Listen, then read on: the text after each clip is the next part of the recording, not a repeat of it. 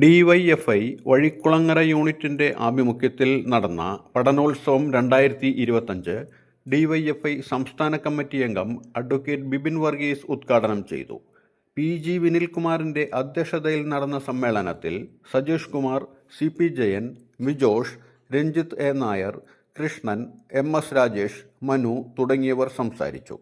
LKG മുതൽ +2 വരെയുള്ള കുട്ടികൾക്ക് പഠനോപകരണങ്ങൾ വിതരണം ചെയ്തു.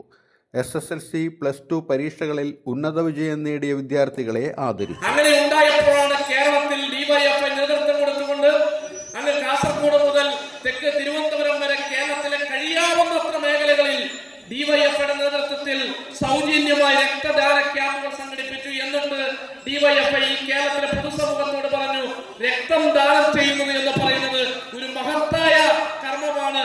രക്തദാനം എന്ന് പറയുന്നത് മഹാദാനമാണ്.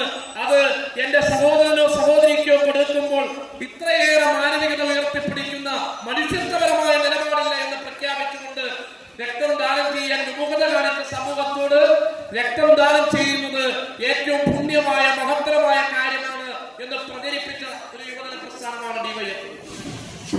അതുപോലെ പരിസ്ഥിതിയുമായി ബന്ധപ്പെട്ട വിഷയങ്ങളിൽ പരിസ്ഥിതിയുടെ സംരക്ഷകരായി പരിസ്ഥിതിയെ ബന്ധപ്പെട്ടുള്ള വിഷയങ്ങളിലെല്ലാം വൃക്ഷത്തൈ നടുകയും അതിനെ പരിപാലിക്കുകയും പ്ലാസ്റ്റിക് പൊല്യൂഷൻ ഉൾപ്പെടെ നീങ്ങുന്ന ഈ കാലഘട്ടത്തിൽ പ്ലാസ്റ്റിക് പൊല്യൂഷന്റെ ഭവിഷ്യത്തുകൾ പറഞ്ഞ് ബോധ്യപ്പെടുത്തിക്കൊണ്ടും അതിനെതിരെയെല്ലാം സന്ദേശം ഉയർത്തിക്കൊണ്ട് പാരിസ്ഥിതികമായിട്ടുള്ള സെമിനാറുകളും പരിപാടികളും സംഘടിക്കുന്ന ഒരു യുവജന പ്രസ്ഥാനമാണ് ഡിവൈഎഫ്ഐ.